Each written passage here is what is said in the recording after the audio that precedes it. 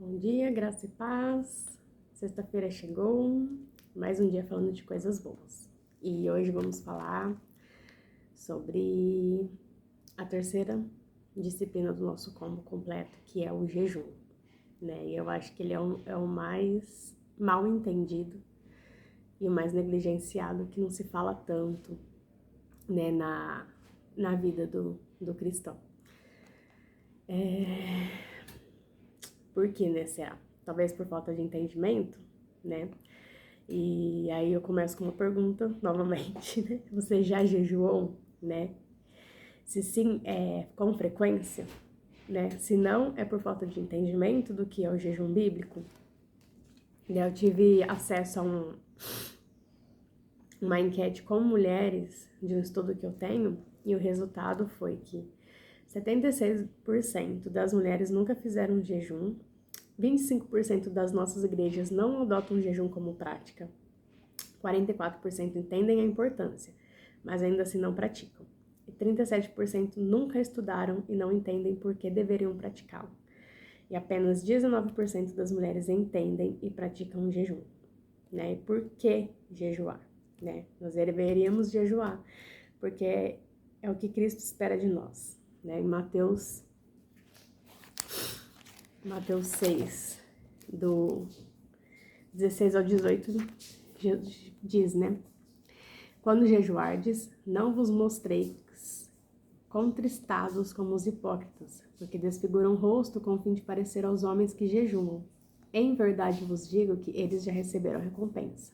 Tu, porém, quando jejuares, unge a cabeça e lava o rosto, com o fim de não parecer aos homens que jejuas, e sim ao teu Pai em secreto. E teu Pai, que vem em secreto, te recompensará. Jesus não disse, né, se algum dia você decidir jejuar, mas disse quando jejuares. Né? Nós jejuamos para agradar a Deus. Nós jejuamos para nos humilhar. O jejum revela as coisas que nos controlam. Nós soterramos nossos pecados, tristezas e outros sentimentos com comida e outras coisas. O jejum traz para fora os lugares mais escuros da nossa alma, impedindo que pensemos mais de nós mesmos do que realmente somos. Somente assim enxergamos com profundidade quanto necessitamos da graça de Deus. O jejum e a oração caminham juntos, né? Jejum sem oração é dieta. E ao jejuar, você deve orar também, né? Então, quando você decide fazer o jejum bíblico, seja tirar uma refeição do seu dia, né? Ou café da manhã, ou almoço, ou jantar, esse tempo deve ser dedicado à oração, a você estar ali com Deus, né? A ouvir Ele, a clamar a Ele, né? O jejum, ele não é uma troca com Deus, né? Senhor, eu vou jejuar 7 dias se o Senhor me der isso, né? Não é, Deus não é o gênio da lâmpada, né? A vontade dele é melhor do que a sua, né? E o jejum, ele é uma disciplina essencial na nossa vida cristã. Não porque Deus vai fazer a nossa vontade, mas sim porque ao jejuar, a vontade dele é colocada em nosso coração, né? Vou contar uma experiência rapidinha aqui.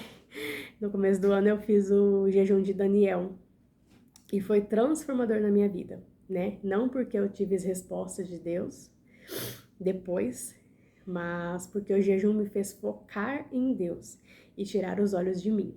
Ele me fez enxergar e ser grata pelas coisas que eu tenho e entender que Ele tem um plano para todas as coisas. Né? E quando eu terminei o jejum, o meu coração não estava mais aflito pelas coisas que eu havia pedido a Deus, né? Mas em paz, independente da resposta que viria, pois eu estava certa de que os planos dele eram melhores. E o jejum nos aproxima mais de Deus e nos torna mais sensíveis para ouvi-lo. O jejum abre portas, né? Em Daniel 10, depois vocês leem, ele fez um jejum de 21 dias e no 14º dia veio as respostas de Deus, né? Deus ouviu a oração de Daniel desde o primeiro dia, Mas o diabo lutou durante 21 dias para impedir a resposta de Deus chegar a Daniel. E nesses 21 dias de luta, Daniel jejuou e o diabo não pôde impedir de chegar a resposta, pois o anjo Miguel também entrou para lutar contra ele. Às vezes, Deus tem uma resposta para sua oração, mas o inimigo tenta impedir de chegar até você. O jejum quebra essas barreiras, pois estamos dispondo o nosso coração a compreender e a se humilhar na presença de Deus, né? Nossa busca passa a ser somente Ele. Nós nos enchemos dele, né? Porque a gente vai lá orar, a gente vai ler a palavra. Por isso que eu falei que é o combo completo, porque os três andam juntos. Quando você jejua, você também vai meditar na palavra de Deus e vai orar. Então você vai se encher de Deus, vai transbordar de Deus, né? E o jejum foi tão transformador para minha vida que quando eu terminei eu não tinha mais os meus olhos em mim mesma, mas no próximo, né? O seu coração se enche de compaixão pelos que ainda não conhecem a Cristo e você passa a querer orar pela salvação deles, né? É transformador na nossa vida cristã. Para mim, esse combo andam juntos, oração, meditação e jejum. O jejum intensifica os outros dois, né? O jejum intensifica a oração e a leitura e meditação da palavra. E a reflexão que eu vou deixar para hoje é, né, na sua vida cristã, você já jejuou, né? Você leva isso como prática, né? Você jejua com frequência, você tem entendimento sobre o jejum, né? Na igreja nós temos muitas pessoas sábias que podem te dar o entendimento, que podem te ensinar, que podem te ajudar, né? Gente, é só a gente ir atrás e buscar, né? Informação a gente tem, Deus coloca pessoas muito sábias na nossa vida e eu creio que é só buscar, né? E é bom contarmos com os nossos irmãos em orações por nossos problemas, mas e nós? Nós oramos, nos humilhamos, colocamos a cara no pó por eles, né? Sua oração muito vale, e até mais do que a do seu irmão, por você. O acesso é o mesmo, mas você precisa sair do lugar, se posicionar e lutar pelos seus, né? E para terminar, eu quero deixar uma palavra que me levou a um despertamento e talvez faça sentido para você também. Eu li essa palavra, que quando eu ouvi ela, foi falado na versão da Bíblia a mensagem. Mas eu vou ler na minha versão da Bíblia aqui, que está em Isaías 32, do 9 ao 20, que fala: Levantai-vos, mulheres que viveis despreocupadamente, e ouvi a minha voz, vós, filhas que estáis confiantes, inclinai os ouvidos às minhas palavras. Porque daqui a 1 ano e dias vireis a tremer, ó mulheres que estáis confiantes, porque a vindima se acabará e não haverá colheita. Tremei, mulheres que viveis despreocupadamente, turbai-vos, vós que estáis confiantes, despiu-vos e ponde-vos desnudas, e cingi com panos de sacos os lombos. Batei no peito por causa dos campos aprazíveis e por causa das vinhas frutíferas. Sobre a terra do meu povo virão espinheiros e abrolhos, como também em todas as casas onde há alegria na cidade que exulta. O palácio será abandonado, a cidade populosa ficará deserta. O fel e a torre da guarda servirão de cavernas para sempre, folga para os jumentos selvagens e pastos para os rebanhos. Até que se derrame sobre nós o espírito lá do alto. Então o deserto se tornará em pomar, e o pomar será tido por bosque. O juízo habitará no deserto, e a justiça morará no pomar. O efeito da justiça será paz, e o fruto da justiça repouso e segurança para sempre.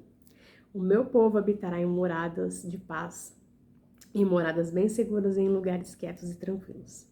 Ainda que haja saraivada, caia o bosque e seja a cidade inteiramente abatida. Bem-aventurados vós, os que semeais juntos a todas as árvores e dais liberdade ao pé do boi e do jumento. Né? Isso me despertou porque como você espera estar, né, na sua vida espiritual daqui a um ano, né? Com essas 3 disciplinas que eu falei nessa semana, se você se manter como está hoje, como você estará daqui a um ano? Ou se você se posicionar e abandonar a preguiça, a negligência, como vai estar daqui a um ano, né? Como você vai estar daqui a um ano se todos os dias você se dedicar a exercê-las? Imagina como estará a igreja daqui a um ano se todos se posicionarem em praticá-las, né? Reflita sobre isso, né? Não é sobre a nossa vida, né? É sobre a nossa família, a nossa igreja, a nossa comunidade. Na igreja nós somos um corpo em Cristo Jesus. E muito do que fazemos ou não, negligenciamos ou não, pecamos ou não, não reflete somente na nossa vida, mas também no corpo que é a igreja, né? Essa palavra me despertou e eu li ela na época do retiro de mulheres e tudo que foi ministrado lá, né, confirmou, né? Só confirmou, né, que precisamos acordar, deixarmos de ser preguiçosos e acomodados e guerrear com as armas espirituais que Deus nos deu. Viver no raso é opção, pois Deus nos dá acesso a viver o profundo e o sobrenatural com Ele. Basta nos posicionarmos e buscá-los. E é só isso. Desejo a vocês um ótimo dia, um ótimo final de semana e até uma próxima vez.